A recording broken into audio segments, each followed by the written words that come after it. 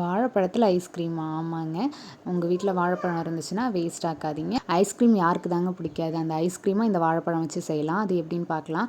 ஒரு 3 வாழைப்பழம் இந்த மாதிரி எடுத்துக்கோங்க. முந்திரி எடுத்துக்கோங்க. திராட்சை கொஞ்சம் போட்டுக்கோங்க. ஃப்ளேவருக்காக நான் ப்ரூ காஃபி தூள் போட்டுக்கிட்டேன். வெண்ணிலா எசன்ஸ் கொஞ்சம் போட்டுக்கோங்க. தேவையான சுகர் கொஞ்சம் ஆட் பண்ணி இந்த மாதிரி மிக்சியில் போட்டு நல்லா அடித்து எடுத்துக்கோங்க. கடைசியில் பார்த்தீங்க அப்படின்னா ஏர் டைட் கண்டெய்னரில் இந்த மாதிரி அதை ஸ்டோர் பண்ணி வச்சுக்கோங்க. மேலே நான் சும்மா இந்த நட்ஸு வேணுன்றதுக்காக பாதாம் கொஞ்சம் தூவி விட்டுக்கிட்டேன். இப்போ ஃபைனலாக பார்த்தீங்க அப்படின்னா சூப்பரான ஐஸ்கிரீம் ரெடி ஆகிடுச்சு. வீட்டில் கிட்ஸும் சரி பெரியவங்களும் சரி அவ்வளோ விரும்பி சாப்பிடுவாங்க. இந்த சம்மருக்கு அவ்வளோ ஒரு சூப்பரான ஒரு ரெசிபி. கண்டிப்பாக வீட்டில் ட்ரை பண்ணி பாருங்கள்.